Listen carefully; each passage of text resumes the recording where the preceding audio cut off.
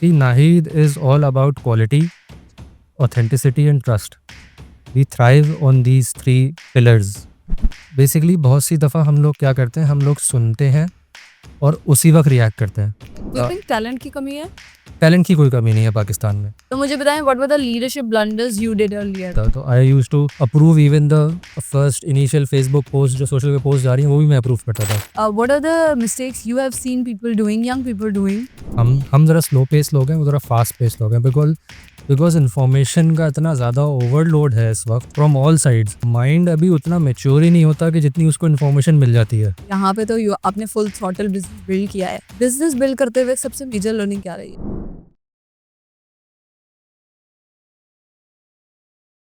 अस्सलाम फाद साहब, कैसे हैं? अस्सलाम, अल्हम्दुलिल्लाह, अल्लाह का शुक्र है। सबसे पहले thank you so much for being at hustle today. Thank you for inviting me. And me, my father, and of course my grandparents have been shopping from Nahid for sure. Lots of people, lots of generations has shopped from Nahid, and we are a big fan of Nahid, to be very honest. और मैंने बड़ी कोशिशें की नाहिद की team से पिछले 1 साल से, you know, I want to have your leadership on board and finally we are having this. I want to learn a lot from you.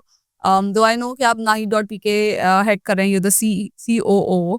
But before that मुझे थोड़ा सा बैकग्राउंड जानना है आपका, वो ऑडियंस जो आपको पहली बार सुन रही है। From where do you belong, from where did you start, what is your first job like, थोड़ा सा क्विक जर्नी बताएं। अच्छा, first of all thank you for having us on board and it's people like you, your families जो third generation हैं जो आप नाहिद से shopping कर रहे हैं, उसी की वजह से we are also here and sitting here and talking. Without the customers हम Naheed is nothing without the family that they are. A bit about my background. Me and my family all belong from Karachi. मेरी birth तो कराची की ही है। Family migrate होके India से आई थी। My father he was born in 1946 I think, and he was one of the persons who boarded the train and then he came on the train. हमें वो story सारी पता है, बताई है। He was pretty young back then, but हमें story का अंदाज़ा है, द चैलेंजेस दे फेस्ड। जी। So technically we are all from Karachi, born and raised in here. Schooling मेरी मेरे पेरेंट्स ने काफ़ी उस पर मेहनत करी। आई एम अ प्राउड विरबाईजीआइट। BVS से मैंने पास आउट किया। Then I went to Aga Khan higher secondary school, वहाँ से मैंने एंटर किया and then I joined SZABIST. ठीक है। And that was a time when I met my future colleagues also, who are Mansab and Kashif, and Mansab is basically the owner and CEO of Nahid, and Kashif is the CTO. So that is where the journey basically started. उस वक्त तो हमें अंदाज़ा नहीं था कि हम आगे जाके क्या करेंगे। We had a good time at SZABIST. 4 years हमने बैचलर्स किया, 1 year का मास्टर्स किया। उस टाइम पे बैचलर्स ऑनर्स वाला प्रोसेस एक होता था, उस टाइम में 4 year डिग्री नहीं थी। 3 years honours, 1 year masters.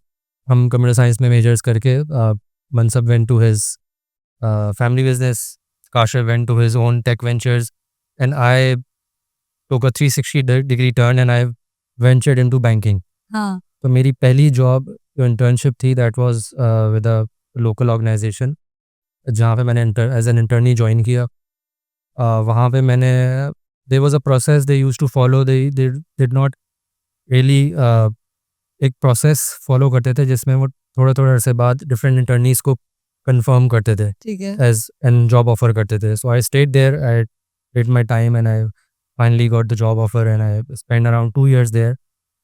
Then I ventured to another organisation, a local bank. वहाँ पे मैंने तकरीबन अराउंड 9.5 years गुजारे हैं। And I think whatever I am right now, those 9.5 years made me what I am, because वो bank एक बहुत छोटा बैंक था जब मैंने ज्वाइन किया था। वो 20-25 ब्रांचेस का बैंक था, and then it grew to around 300+ branches. और मैंने वो ट्रांजिशन देखा है, उस every step of the way जो जर्नी थी उस बैंक की, जिस तरह से उसकी डायरेक्शन चेंज हुई, जो सिस्टम्स इम्प्लीमेंट हुए वहाँ पे, जिस तरीके से ग्रास रूट लेवल से I raised myself also and the bank also. तो वहाँ मैंने तकरीबन 9-9.5 साल गुजारे। फिर मैंने एक और स्विच लिया टू अनदर बैंक। अच्छा, जिस बैंक में मैं तकरीबन 9-9.5 साल गुजारे, वहाँ पे मेरा मेन फोकस था was with banking operations. But क्योंकि मेरा टेक का बैकग्राउंड था तो वो ऑपरेशंस एंड टेक बैंकिंग में it's a good mix.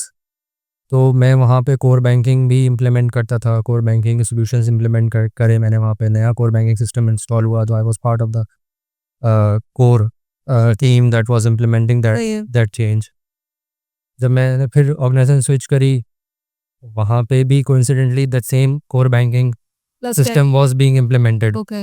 So I was in charge of the operations policies and procedures for retail for branch banking. But since मेरा branch banking experience था without actually working in a branch ever, तो मैंने फिर वहाँ पे retail banking वाला project मैंने take over किया। I was in charge of the retail banking side, उसकी प्रोडक्ट की पूरी इम्प्लीमेंटेशन, एवरीथिंग, जो भी चीज़ें ब्रांच में जिस तरह से फंक्शन करेंगी, एवरीथिंग वाज माय रिस्पॉन्सिबिलिटी।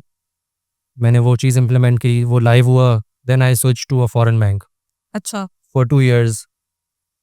वहाँ पे सिर्फ मुझे एक चैलेंज ये हुआ कि I had always work previously in a very challenging environment, very fast pace environment. Foreign bank में आई वाज, वो पेस थोड़ा स्लो था अच्छा। For me myself personally. मुझे थोड़ा सा पेस बहुत स्लो लग रहा था ओके।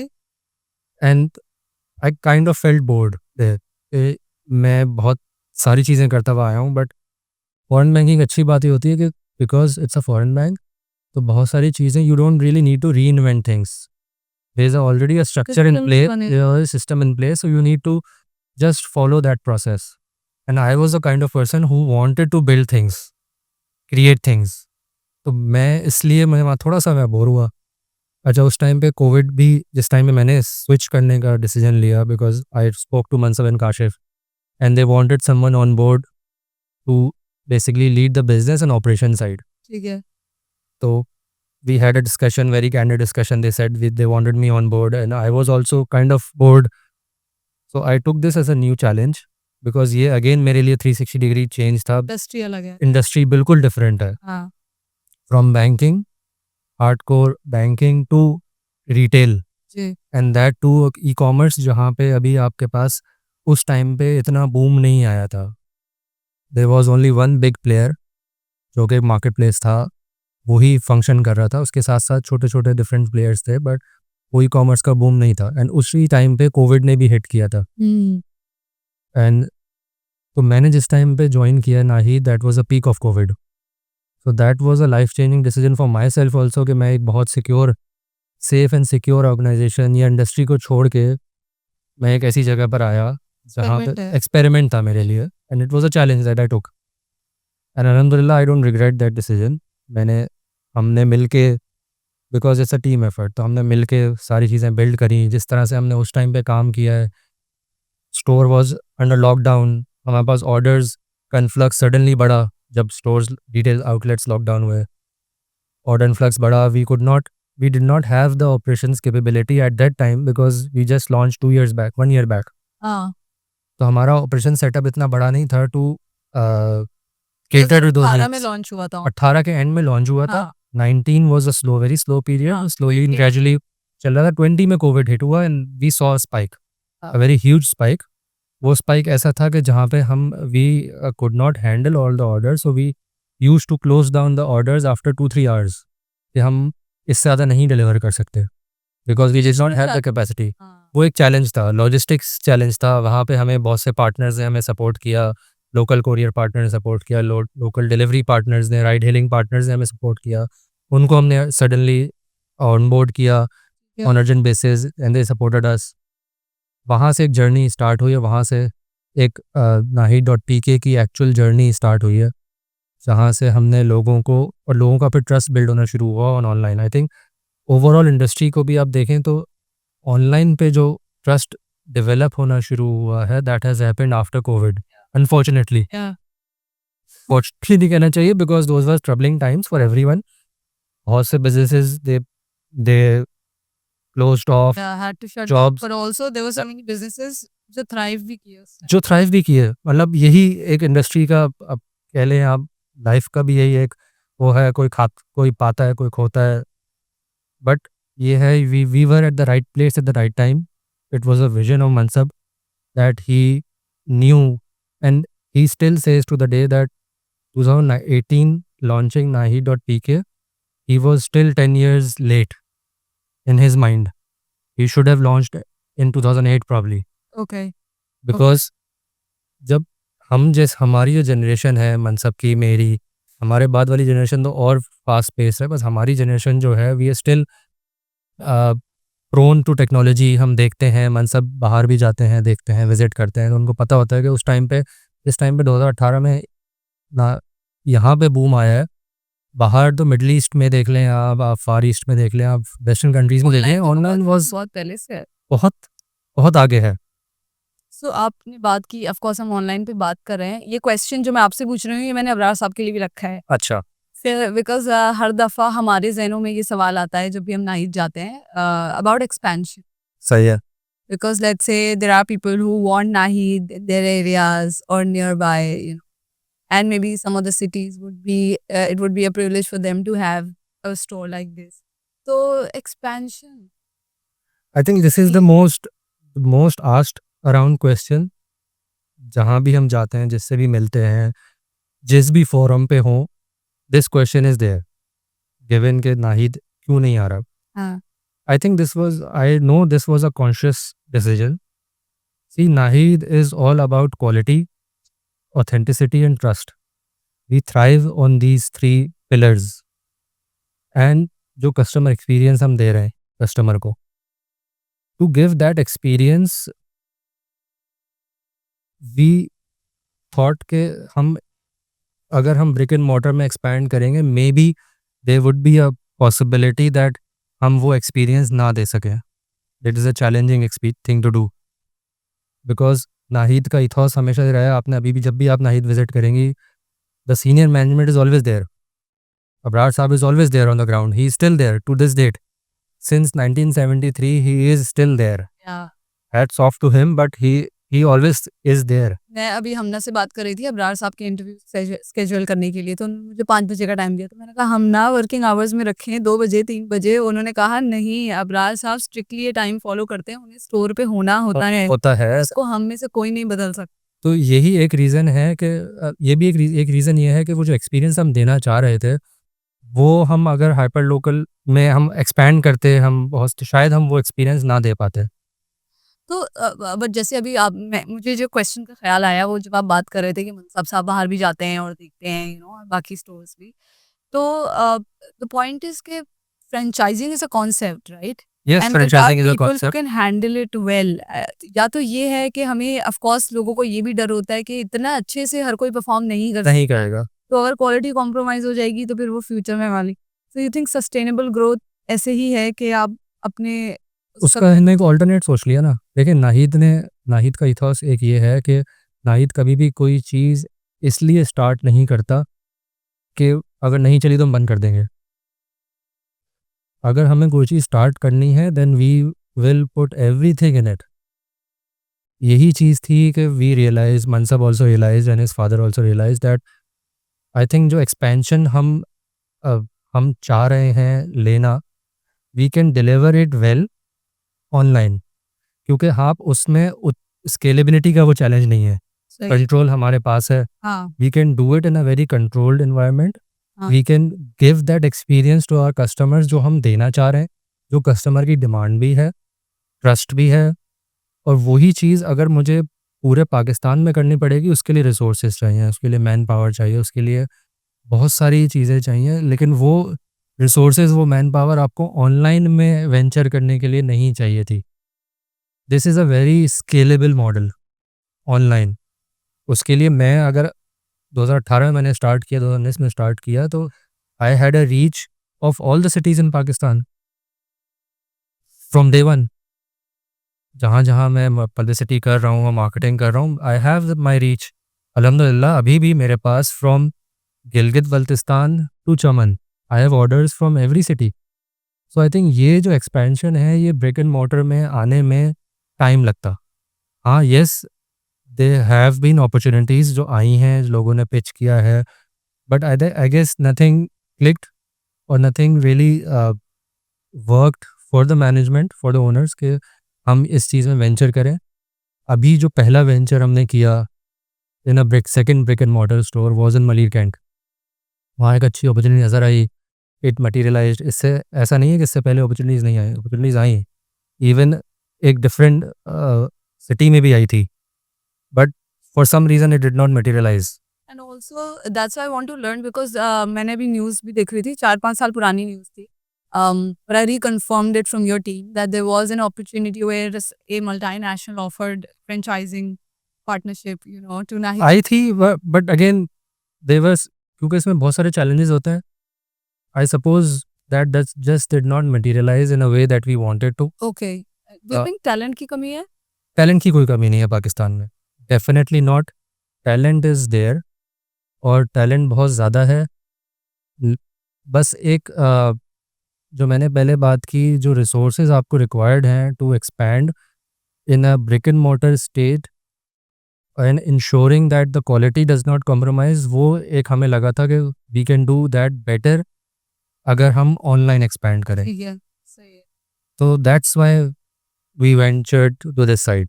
अच्छा, ऑल्सो एक्सपेंशन नहीं हुई बट एक्सटेंशन तो हुई है। एक्सटेंशन हुई है। हाँ, in terms of, you know, launching some other products or ventures. Naheed pharmacy हमने अभी रिसेंटली लॉन्च किया, that is a new venture.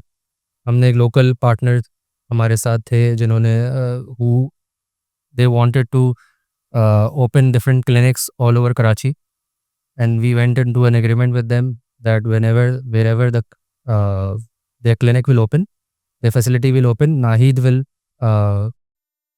do the pharmacy bit. ठीक है, तो वो हमने एक वेंचर किया, उसका पहला एक प्रेमिसेस खुला हुआ है। ठीक है।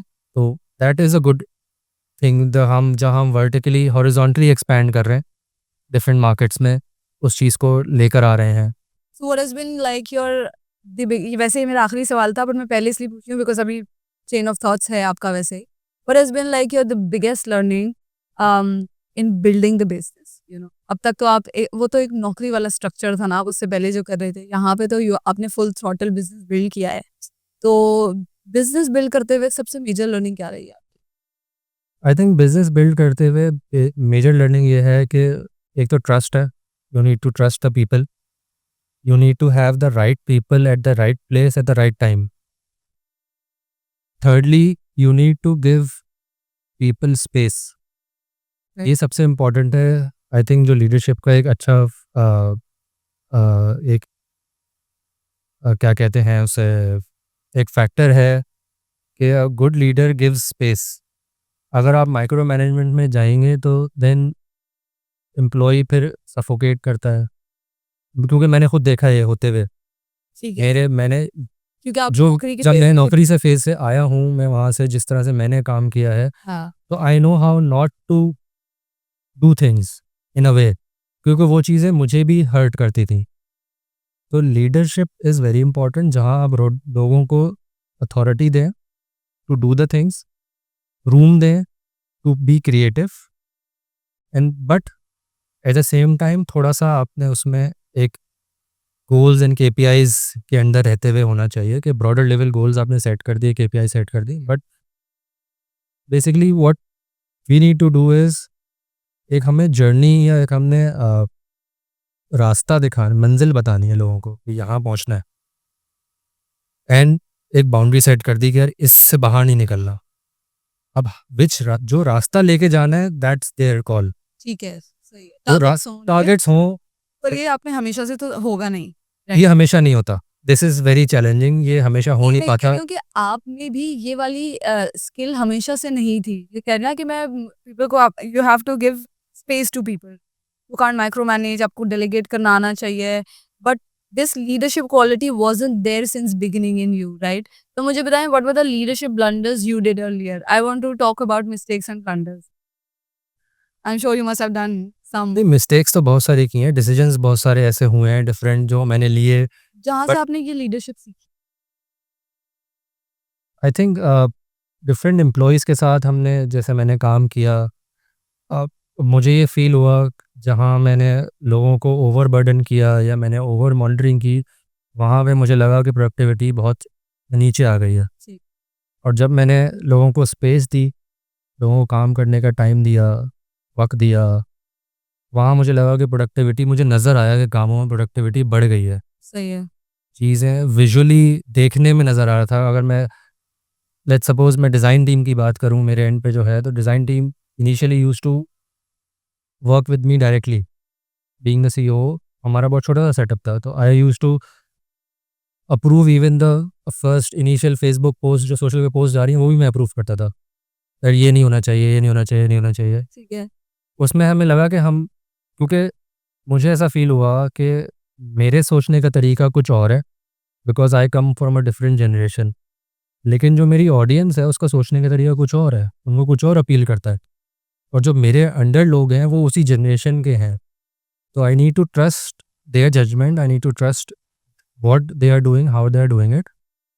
This is how I change myself, कि मुझे लोगों को ऑटोनॉमी देनी है, बट सही है। Under a certain guidelines, under certain umbrella के। तो वो जो बैलेंस रखना पड़ता है, बिकॉज़ आप ऑटोनॉमी तो दे रहे हैं यहाँ, हाँ, लेकिन फिर ये जो दूसरी वाली साइड है, ये कॉम्प्रोमाइज़ ये होती है ना। कॉम्प्रोमाइज़ कहीं न कहीं होती है, इसका ये बैलेंस है, ये एक चैलेंजिंग पार्ट है leadership. How do you handle it? Give us a tip, कि चलो ऑटोनॉमी तो देनी है, बट ये सर्टेन चीज़ें हैं जिनका ध्यान रखो। I think patience is the key. सबसे इम्पोर्टेंट पेशेंस है, you don't lose your you listen. सबसे इम्पोर्टेंट चीज़ है लिसन, सोचना। पहले सुनना एंड देन सोचना। और एक बात, मेरे एक जो है एक्स कोलीग थे, हमेशा कहते थे, मैंने उनकी पॉडकास्ट में भी वो बात सुनी। बेसिकली बहुत सी दफ़ा हम लोग क्या करते हैं, हम लोग सुनते हैं और उसी वक्त रिएक्ट करते हैं। So he also used to say the same thing, and he said the same thing on in your podcast also, that आपको सुन के फ़ौरन रिएक्ट करने की ज़रूरत नहीं है। You listen and you take your time, then you may be एक दिन बाद आप सोचें, सामने वाले का पर्सपेक्टिव सोचें, एंड देन डिसाइड करें कि हमें क्या कहना है। क्या पता, और 90% of the time process change हो जाता है। जो उस टाइम पे आप रिएक्ट करना चाह रहे होते हैं या करते हैं, वो नहीं होता, जज्बाती होता। जज्बाती होता है। हाँ। तो जज्बात को कंट्रोल में रखना, पेशेंस रखना, सुनना, I think that is the biggest thing a leader can do in current times, क्योंकि चैलेंजिंग टाइम्स हैं अभी इस वक्त। So talk to me about emotional intelligence. I am sure आपने कहा कि आपने अपनी जर्नी में ये गलतियां करके लीडरशिप सीखी, और जब मैंने पहला सवाल आपसे किया था कि नंबर 1 बिजनेस लर्निंग क्या है, तो आपने लीडरशिप पे बात की। दैट मीन्स कि बिजनेस का बहुत अहम हिस्सा है लीडरशिप, बिल्कुल। एंड लीडरशिप का बहुत अहम हिस्सा है इमोशनल इंटेलिजेंस। तो talk to me about your journey towards becoming this emotionally intelligent person, और maybe what are the blunders you did earlier regarding this. I think your जो आप अभी बात कर रहे हैं जिस टॉपिक पे, that is very important for this generation also, because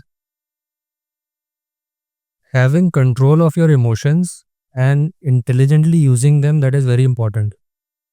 एक तो एक IQ है, वैसे which is intelligent quotient, that is very important. But उसी के साथ साथ वेरी इंपॉर्टेंट फैक्टर है जो मैंने सीखा है, that is EQ, the emotional quotient. वो बहुत इम्पॉर्टेंट है। तो आप किस तरह से अपने आप को कंट्रोल में रखते हैं, अपने इमोशंस को कंट्रोल में रखते हैं, दूसरों, जो आपकी सराउंडिंग में लोग हैं, उनकी बातों को सोचते हैं, सुनते हैं, समझते हैं, परसीव करते हैं। उसके साथ साथ फिर आपकी सोशल स्किल्स आ जाती हैं, आप किस तरह से लोगों से बात करते हैं। ये सब चीज़ें मैंने अपने तकरीबन 20-22 साल के करियर में सीखी हैं। Inherently I have been a very introvert person. मैं लोगों से बात नहीं करना पसंद करना नहीं कहना चाहिए, बट कम ही बोल। कम बोलता हूँ मैं। I have always been very soft spoken in a way, हाँ, और मैं बात भी कम करता हूँ। ठीक है। अगर बहुत जगह पे, एक जगह पे 4 लोग होंगे, तो शायद मैं ही सबसे कम बोल रहा हूँगा। It's not like I want to don't know anything about it, but होता ये है कि मैं I like to reserve my comments. कम बोलते हैं, अच्छा बोलें। आई थिंक यही मैंने अपनी ज़िंदगी का उसूल बनाया हुआ है। कभी नुकसान हुआ इस बात का? नुकसान हुआ है इस बात का, नुकसान ये होता है कि लोग फिर आपके बारे में सर्टेन ओपिनियंस बना लेते हैं हाँ, कि शायद इनको पता नहीं है इसलिए ये बोल रहे हैं, या एरोगेंट है। या एरोगेंट है इसलिए बोल रहे हैं। बिल्कुल ऐसा ही है। ये चीज़ मैं अपने बच्चों को इसी तरह, अब मैं वो चीज़ अपने बच्चों को भी बताता हूँ, इंस्टिल करने की कोशिश करता हूँ कि यस, आपको अपने इमोशंस पे कंट्रोल रखना है, आपको रिएक्टिव नहीं होना, but at the same time you need to be part of the conversation that is going on around you. या you can not be out of it. जितना आप लोगों से इंटरेक्ट करने में सीखते हैं उससे ज़्यादा आप उसके अलावा कहीं से नहीं सीख सकते। बिल्कुल। And that is very important कि आप किस तरह से इमोशनली अपनी लाइफ को नेविगेट करते हैं किसी भी रोल में, B it a leader, B it an employee, B it a father, B it a colleague, B it a brother, B it a sister, किसी भी रिलेशनशिप में वो emotional intelligence is very important, जहाँ पे आपको ये पता होना चाहिए कि आपको उस किस बात पे रिएक्ट करना है, किस लेवल पे रिएक्ट करना है, कहाँ पे आपको खामोश रहना है। अभी आप बीच में कह रहे थे कि ये यंग जनरेशन के लिए जानना बहुत ज़रूरी है। What are the mistakes you have seen people doing, young people doing in terms of emotional intelligence, कि आपको लगता है कि ये बहुत ज़्यादा होता है, मुझे लगता है ये नहीं होना चाहिए? आई थिंक यंग जनरेशन जो है ना वो थोड़ी-सी हम ज़रा स्लो पेस लोग हैं, वो ज़रा फास्ट पेस लोग हैं बिकॉज़ इन्फॉर्मेशन का इतना ज़्यादा ओवरलोड है इस वक़्त फ्रॉम ऑल साइड्स कि माइंड अभी उतना मैच्योर ही नहीं होता कि जितनी उसको इन्फॉर्मेशन मिल जाती है, हर जगह से। आप जितना भी कंट्रोल कर लें उस इन्फॉर्मेशन को बट कहीं न कहीं से वो इन्फॉर्मेशन इस जनरेशन को मिल जाती है। हमें नहीं मिलती थी, हमारे पास ज़रिए कम थे, तो हमारे माइंड को शायद मैच्योर होने में टाइम लगा। इस जनरेशन के पास इन्फॉर्मेशन इतनी ज़्यादा है तो वो एक डिफरेंट तरीके से मैच्योर हो रही है, उस इन्फॉर्मेशन के साथ मैच्योर हो रही है। उसमें प्रोज़ भी हैं, उसमें कॉन्स भी हैं। आप वो फ़िल्टर आउट नहीं कर पाते। अगर आप वो गलत इन्फॉर्मेशन फ़िल्टर आउट नहीं करेंगे तो आप गलत डायरेक्शन में चले जाएँगे। That is I think the biggest challenge जो कि इमोशनली इस जनरेशन को देखना चाहिए कि इनको पता हो कि क्या इन्फॉर्मेशन मुझे एब्ज़ॉर्ब करनी है, क्या इन्फॉर्मेशन मुझे एब्ज़ॉर्ब नहीं करनी। मुझे तो जहाँ इम्पैक्ट बुरी चीज़ों का आता है, वहाँ अच्छी चीज़ों का भी आता है भाई। फिर इन्फॉर्मेशन वर्ल्ड में यू हैव बिल्कुल, access to lots of good information as well. असल चीज़ ही यही है कि the differentiation that you can differentiate between the good and the bad, that is the intelligence that we should be giving to the young generation also. TV कभी गलत नहीं था, इंटरनेट कभी गलत नहीं है, सोशल मीडिया गलत नहीं है, उसकी यूसेज गलत है। जिस तरह से आप यूज़ कर रहे हैं वो गलत है। एटम बॉम्ब भी तो बना था ना, तो अब एटम बम भी बना, न्यूक्लियर रिएक्टर्स भी बने पावर जनरेशंस के लिए। यूसेज की बात है। हर चीज़ आ जाती है यूसेज पे कि आप किस चीज़ उस जो भी इन्फॉर्मेशन आपके पास मिल रही है, आप उसको यूज़ कैसे कर रहे हैं। आप इन्फॉर्मेशन गलत तरीके से यूज़ करेंगे, आप गलत रास्ते पे चले जाएँगे। आप सही तरीके से यूज़ करेंगे, सही। That is the intelligence we need to give to our generation कि आप वो फ़िल्टर आउट कर सकें कि क्या सही है, क्या गलत है। ऑल्सो कंटेंट कंजम्पशन का गेम है ना, because you have to be aware, even let's say आपके पेरेंट्स ने नहीं बोला, young people who are watching, उनके लिए है ये, that content control by yourself is very important. What kind of content you are consuming, कौन से इन्फ्लुएंसर्स को आप फॉलो कर रहे हैं या पेजेस को फॉलो कर रहे हैं या किन लोगों में उठ बैठ रहे हैं, तो आपको फ़िल्टर तो खुद ही लगाना पड़ेगा। बिल्कुल, बिल्कुल लगाना पड़ता है। डूम स्क्रॉलिंग में फिर होता यही है ना कि आप एक दफ़ा आपने देखना शुरू किया, जो आप कह रहे थे कितना स्कैटर्ड है, अगर मैं सोशल मीडिया की बात, बिल्कुल, बिल्कुल। यू नेवर नो, इतना कुछ सामने आ जाता है, स्क्रॉल करते-करते वक़्त भी निकल जाता है, पता भी नहीं आपको चलता। पता नहीं चलता, आप 5 मिनट के लिए बैठते हैं और आधा घंटा ऐसे ही निकल जाता है, ऐसे डूम स्क्रॉलिंग में। क्योंकि ख़ास तौर पे जब जब से रील्स का सेटअप आया है, जब से तो आपके पास आप सिर्फ़ स्क्रॉल अप करते रहे। फीड उस टाइम जब तक सिर्फ़ फीड्स थी, उस टाइम पे आई थिंक इतना नहीं था ये। हाँ, और जब बिकॉज़ से यू रील यूज्ड वाला टू कंटेंट, डिटेक्ट। हाँ, you used to select what you want to see. Now the algorithm selects what they want you to see. मैंने भी डॉक्यूमेंट्रीज़ देखी हैं, सोशल मीडिया पे भी डॉक्यूमेंट्री आई थी नेटफ्लिक्स पे, मैंने देखी है।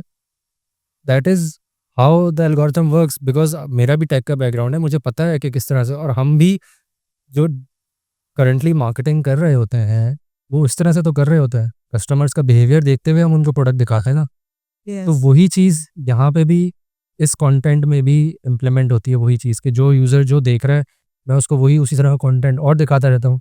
उससे एक लेवल बढ़ाता रहता हूँ, एक लेवल ऊपर चले जाता है, एक लेवल ऊपर चले जाता है। आपने कंज्यूमर बिहेवियर की बात की, उस पे हम बात करते हैं, because you have been dealing with an online brand specifically, right?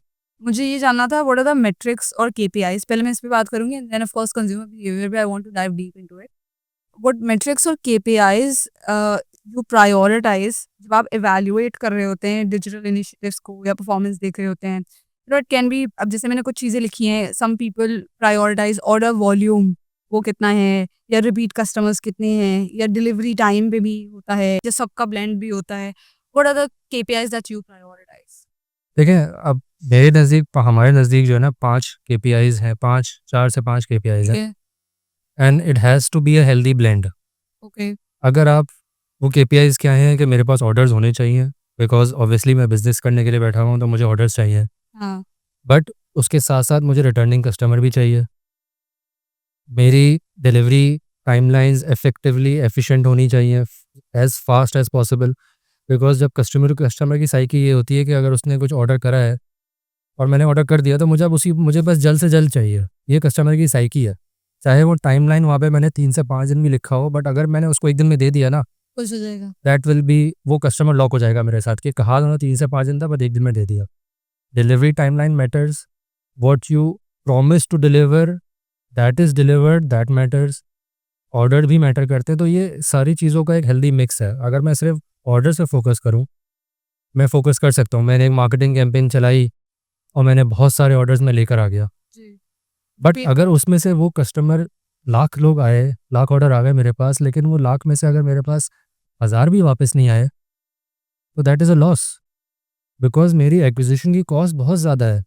Customer को एक्वायर करने की कॉस्ट बहुत ज़्यादा है, ओ क्योंकि उसमें मैं मार्केटिंग इनिशिएटिव्स मैं उसमें इन्वेस्टमेंट कर रहा हूँ। अगर मैंने लेट्स सपोज़ कोई भी एक अमाउंट XYZ अमाउंट लगा के मैं कस्टमर को लेकर आया, तो अब वो दोबारा नहीं आया तो वो कॉस्ट तो ज़ाया हो गई। क्योंकि उस कॉस्ट ने मेरे मार्जिन्स को भी, वो कॉस्ट मेरी इनिशियल जो एक्विजिशन की कॉस्ट है मेरे मार्जिन्स को भी डिप्लीट करेगी, क्योंकि कस्टमर को मैं लेकर आया हूँ पकड़ के। मेरी मार्जिन मेरे मार्जिन्स हर चीज़ नहीं सस्टेन कर सकते। मेरी शिपिंग की कॉस्ट है, मेरी पैकेजिंग की कॉस्ट है, मेरी सारी वो सब चीज़ें हैं, मेरी मार्केटिंग की कॉस्ट है। तो the margins that we carry they don't necessarily cater to everything. तो मुझे रिपीट कस्टमर चाहिए।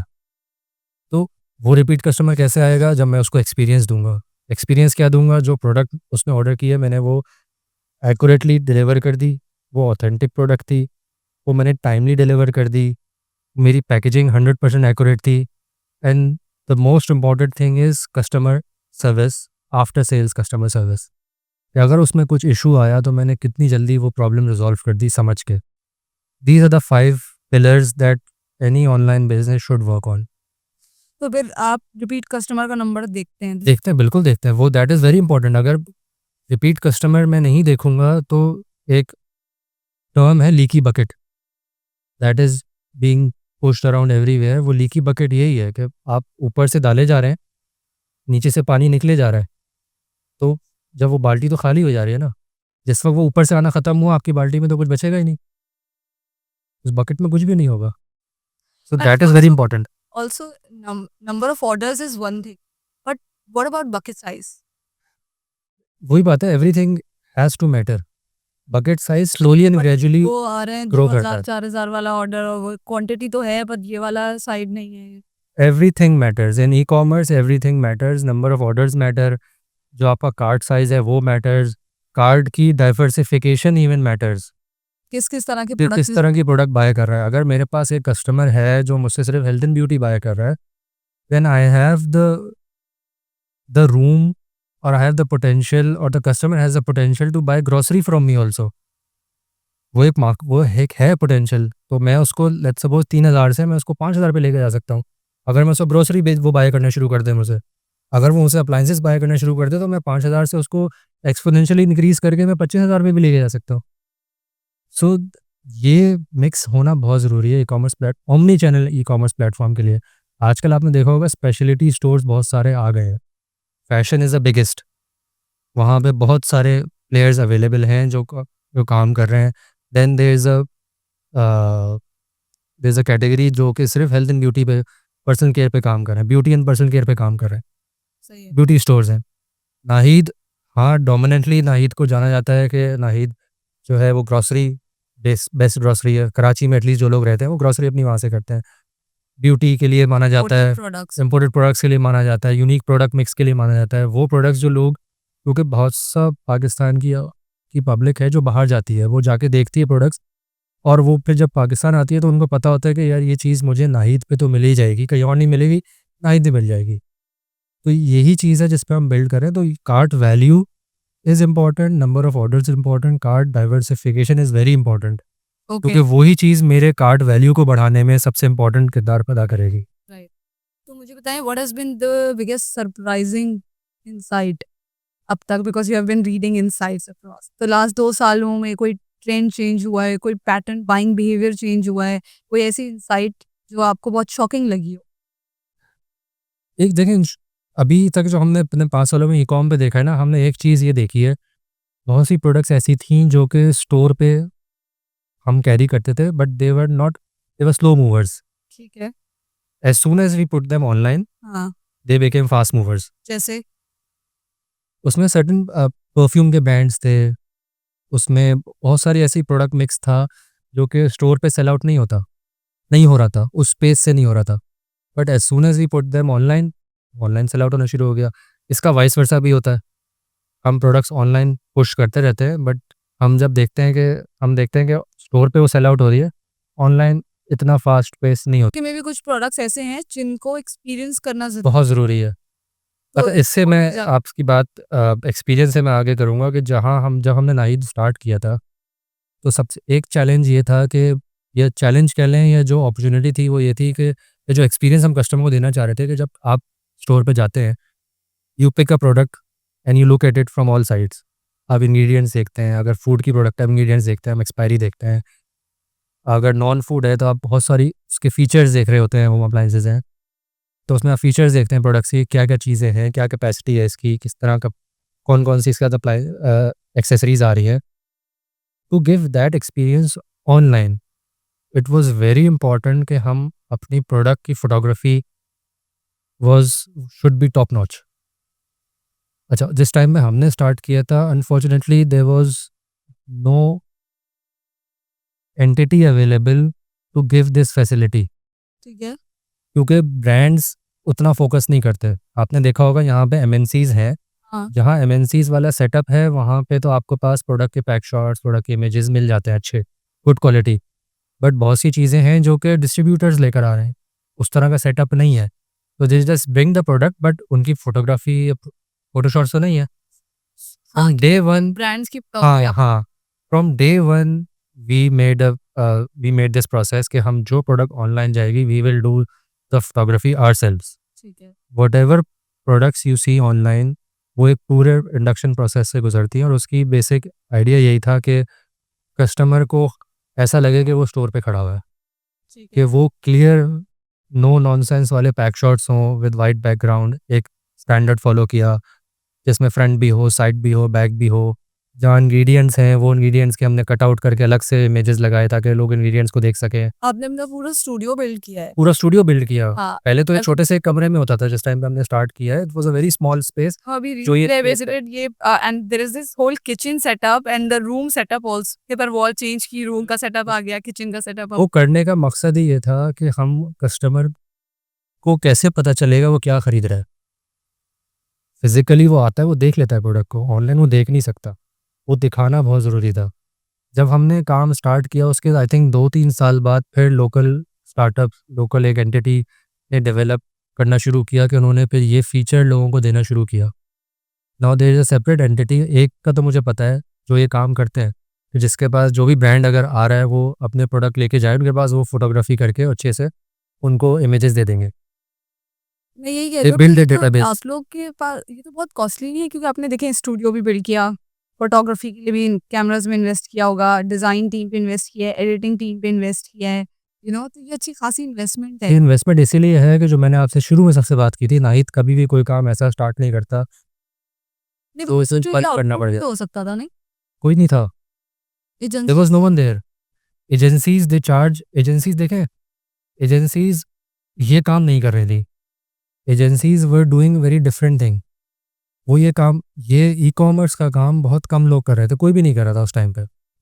एंड हमारा हमेशा से सेट वो फोटोग्राफी वीडियोग्राफी तो करके देती हैं। करके दे देती हैं, लेकिन जो प्रोडक्ट फोटोग्राफी है ई-कॉमर्स की, दैट इज़ वेरी डिफरेंट। वो बहुत रॉ, बहुत बेसिक लेवल की चीज़ है। उसमें आर्ट डिज़ाइनिंग एज़ सच नहीं होती, उसमें हमें एक्चुअल सिर्फ प्रोडक्ट को दिखाना है। हमें उसमें एडिटिंग भी बहुत ज़्यादा नहीं करते, कि अगर बॉक्स की पिक्चर है, रॉ दिखाना है, क्योंकि आपके पास एडिटेड फ़ोटोग्राफ्स तो बहुत सारे मिल जाएँगे। अभी आप जाएँ मल्टीनेशनल ब्रांड्स की वेबसाइट्स पे, वहाँ पे आपको बहुत सी चीज़ें मिल जाएँगी, लेकिन एक्चुअल चीज़ आती है वो कुछ और ही होती है। तो आपको लगता है कि वो काम हम बहुत अच्छे से कर सकते हैं, सामने वाला उस ओनरशिप से नहीं करेगा? शायद, मेरी मे भी उस तरह से ना करे, चार्ज भी बहुत करेगा, प्लस उस टाइम पे डेडिकेटेडली ये काम करने के लिए कोई नहीं था। अब डेडिकेटेडली कंपनीज आ गई हैं जो सिर्फ यही काम कर रही हैं। इवन यहाँ पे सोशल मीडिया पे पेजेस भी हैं लोगों के जिन्होंने अब ये काम करना शुरू कर दिया कि photography is a booming business. तो लोग प्रोडक्ट फोटोग्राफी पे एक्सपर्ट्स हैं। They are not doing event photography, they are only doing product photography. So this is a new Product photography is a field for field, yes. full-time work. It was not then 5 years back. हाँ, उस time पे नहीं थी ये। okay. ये होनी ही जब शुरू हुई है जब ई-कॉमर्स का बूम आया। हाँ, तो हमने प्रोडक्ट्स की फोटोग्राफी खुद से इसलिए करना शुरू की थी, आउटसोर्स इसलिए नहीं किया क्योंकि हम चाह रहे थे कि हम वो एक्सपीरियंस कस्टमर को दे सकें। That is why from day one there is an SOP in place, जिसको यूज़ करते हुए हम अपनी सारी प्रोडक्ट्स की फोटोग्राफी करते हैं, उसको इंडक्शन का प्रोसेस से गुजरती हैं, फिर वो ऑनलाइन आती है टू गिव दैट एक्सपीरियंस। बहुत सी चीज़ें हम आउटसोर्स कर सकते थे, there was a but again there is a cost और एक there is a cost benefit analysis हमने किया था कि अगर हम आउटसोर्स करते हैं तो क्या होगा, अगर हम खुद से ये काम सारा काम खुद करें तो क्या होगा। So to build a long term sustainable business we thought keeping everything in house is the right approach. तो हमने वही किया बिकॉज नाहिद को हमने एज अ टेक कंपनी आगे लेकर आए हैं, नाहिद और पीके को, not a super store selling products online but a tech company. उस टेक कंपनी के को काम करने के लिए हमें उसको इसी तरह से बिल्ड करना था कि everything is in house, from our development teams that is in house, आपकी marketing team that is in house. कोई भी चीज़ इस वक्त कहीं पे भी कोई भी रोल या कोई भी डिपार्टमेंट कोई भी function that is not outsourced, everything we are doing in house, every aspect. उसमें कंट्रोल एक तो रहता है मेरे हाथ में, सही है।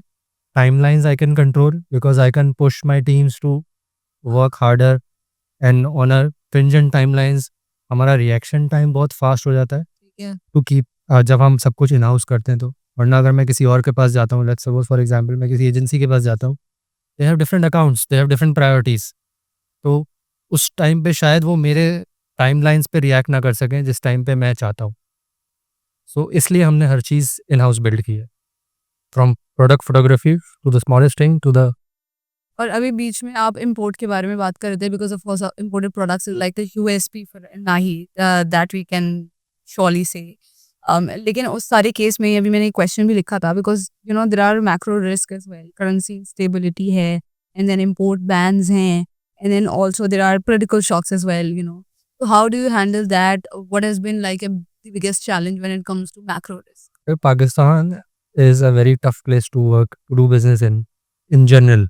That's what I personally feel, क्योंकि यहाँ पे चीज़ें बहुत जल्दी चेंज हो जाती हैं, बहुत सी लॉज सडनली आ जाती हैं, तो आपको बहुत ज़्यादा रिएक्टिव होना पड़ता है। आपकी प्लानिंग बहुत मेटिकुलस होनी चाहिए, you need to have plans A B and C, ठीक है। And that's what we do. हम कभी भी बहुत ज़्यादा ओवर रिलायंस किसी चीज़ पे, किसी वर्टिकल पे, किसी प्रोडक्ट पे, किसी ब्रांड पे नहीं करते। We keep our self diversified. हमारे पास फॉर्चुनेटली एक 50 साल की हिस्ट्री है, जो कि नाहिद की कोर टीम के पास एक 50 साल का एक्सपीरियंस है रिटेल का। That is I think the driving factor, जो कि हमें बहुत से चैलेंजेस को डील करने में आसानी देता। अबरार साहब का चैलेंज है, का एक्सपीरियंस है, वन सब का सर्टन एक्सपीरियंस बिल्ड हो गया ओवर द टाइम। तो वो जो एक्सपीरियंस है वो हमें अपनी प्लानिंग को बेहतर करने में हेल्प करता है कि हमें किस चीज़ों पे फोकस करना है, हमें किस तरह से रिएक्ट करना है। सही है। इम्पोर्ट बैन्स लगते हैं, लगे, बिल्कुल लगे इम्पोर्ट बैन्स, बहुत सी चीज़ें आना बंद हो गई। Diversified, we were ready for it कि हम चलो इसके ऑल्टरनेट्स ले आते हैं, उसका कोई लोकल ऑल्टरनेट होगा उसको पुश करने की कोशिश करते हैं। So the reaction planning and the reaction time that is critical to work in Pakistan. लेकिन हैविंग सेड दैट, उसके बाद भी बहुत there so much you can do, there are certain things that is beyond your control. उसमें फिर आप कुछ भी नहीं कर सकते। You need to maybe take a step back and then move forward again with a new thing, with a new vision in place. Yeah. तो कोई ऐसी स्टोरी आपको याद है जो you know because again import bans are like a tough thing, not just ban, I mean in terms of you know the exchange rates and everything is very challenging. Do you remember any story which was like very challenging and you thought like यार अब तो solution ही निकल रहा? Fortunately ऐसा कोई position तो नहीं आई, बस इन जनरल यस, निकल जाता है सोल्यूशन। हाँ निकल जाता है, सोल्यूशन आ जाता है, but yes in general the import ban that happened a few years back that did put a dent in a few things। हाँ लेकिन हमारी वही बात है, फोरकास्टिंग एक उस तरह से बिल्डअप हुई हुई थी, प्लानिंग उस तरह से थी, स्टॉकिंग उस तरह से हुई हुई थी, that we push through it. Obviously उस लेवल पे नहीं पुश कर सके थे जिस लेवल पे करना कर सकते थे, बट अपॉर्चुनिटी लॉस थी वो, बट वो सबके साथ था, and that was something that was beyond our control, and that was beyond anyone's control, everyone's control. Okay, okay. I was actually talking to one of your employees also, and in general, also we have seen Naid has good retention rate when it comes to staff retention, and not just long-term staff retention, but also you have been very consistent with this. ये नहीं है कि एक दफ़ा हुआ है, नाहिद का record ही रहा है। तो ऐसा क्या है आपकी कल्चर बिल्डिंग में, ऐसा क्या है आपके वर्क एनवायरनमेंट में जो लोगों को रिटेन करके रखता है? लेकिन जो मैंने शुरू में बात की थी ना कि माइक्रो मैनेजमेंट, जो हमारा स्टाफ है, ये हर लीडर में इट्स देयर हाँ हाँ, इट्स देयर फॉर ऑल को। On every at every level, Okay. It's there कि आप माइक्रो मैनेज नहीं करते, दे ट्रस्ट, जो मैंने शुरू में कहा था, having the right people at the right place, I think that is very important. उसके बाद ट्रस्ट इन देयर कैपेबिलिटीज़, क्योंकि अगर आप किसी को लेकर आए हैं then you need to trust them, और आपको उनको, तो यही कल्चर नाहिद पे भी है कि नाहिद पे यस टाइमलाइंस होती हैं, वो सारी चीज़ें फॉलो बिल्कुल होती हैं, but then there is freedom also कि स्टाफ रिलैक्स माहौल में काम कर रहा होता है, स्पेशली ऑनलाइन की साइट पे, जहाँ पे आपके पास जो आप बैक एंड का स्टाफ है, डेवलपिंग टीम है, सॉफ्टवेयर डेवलपर्स हैं, वो सब एक रिलैक्स माहौल में काम करते हैं। बहुत सी पॉलिसीज़ हमने ऐसी बनाई हुई हैं जो कि जिसकी वजह से लोग दूसरी ऑर्गेनाइजेशन छोड़ के हमारे पास आए कि यार ये चीज़ वहाँ होती है, आपके पास नहीं होती, तो we will come work for you. तो मेरी टेक साइड में अगर मैं बात करूँ तो जो डे वन पे लोग थे वो अभी भी लोग हैं। 5 साल पहले जिनको हमने हायर किया था टेक में, टेक की टॉप टियर, वो अभी भी मेरे पास है। Must not be just empowerment. Must be other things. Is it like the handsome salary package or what? It's a mix. Compensation obviously market competitive आपको रहना पड़ता है, that is very important. Performance bonuses आपको देने पड़ते हैं, that is important. तो market relevant अगर आप नहीं होंगे तो पीपल विल लीव। ठीक है, एम्प्लॉई जो है ना, जो मैंने देखा है, एम्प्लॉई 2 वजह से जाता है, या तो उसको 2 से 3 वजह से जाता है। एक तो उसको नज़र आता है कि यार मैं कहीं और अगर जाऊँगा तो वहाँ मुझे ग्रोथ मिलेगी। कुछ लोग करियर ग्रोथ पे जाते हैं, हाँ कुछ लोग फाइनेंशियल ग्रोथ पे जाते हैं, और कुछ लोग बॉस को छोड़ के जाते हैं। That is a very important factor. lovely. तो जो लोग बॉस को छोड़ के जाते हैं ना, वो लोग, अगर आप अच्छे बॉस हैं, आपको छोड़ के नहीं जाएगा। तो ये फैक्टर ज़रूर होता है। People don't change their jobs, they change their bosses. I will let you in on a secret. I changed my first job, the internship part that I did after I was confirmed, only because of my boss. Otherwise, I had no issue there. And अगर वो नहीं होता, I would have spent probably, I would still have been there. Even after 20 years, I would have been there, maybe. But I left at the first opportunity I got. बहुत कोई अच्छी opportunity नहीं थी, but I left only because I did not, we could not see eye to eye. There were some principal disagreements, and there was severe level of micromanagement, so I could not deal with it. आपने बड़ी मजे की बात बोली कि या तो वो फाइनेंशियल ग्रोथ की वजह से जाते हैं, वो करियर ग्रोथ की वजह से जाते हैं, वो बॉस। बॉस की वजह से। तो अगर आपने ये फंडामेंटल्स अपने दायरे में सॉर्ट किए हुए हैं कि उसे करियर ग्रोथ भी मिल रही है, उसे फाइनेंशियल ग्रोथ भी मिल फिर रही वो है क्यों जाएगा? और लीडरशिप भी अच्छी है, तो क्यों फिर नहीं जाएगा ना? देखिए, एम्प्लॉई को काम करने के लिए उसको खुश होना बहुत ज़रूरी है। अगर वो, और उसकी खुशी किस चीज़ से होती है? एक खुशी ये है कि हम क्यों काम करते हैं? हम अपनी फैमिली को सपोर्ट करने के लिए काम कर रहे हैं। मुझे जितने भी पैसे दे दें आप, मुझे आप 1 करोड़ रुपए दे दें लेट्स सपोज़, लेकिन आप मुझसे 18 घंटे, 20 घंटे, 25 घंटे, 24 घंटे काम करवा रहे हैं मुझसे, और मेरे पास वो पैसा खर्च करने के लिए टाइम ही नहीं है फैमिली के साथ, जिस पे मुझे खर्च करना है, जिसके लिए मैं वो पैसे कमा रहा हूँ।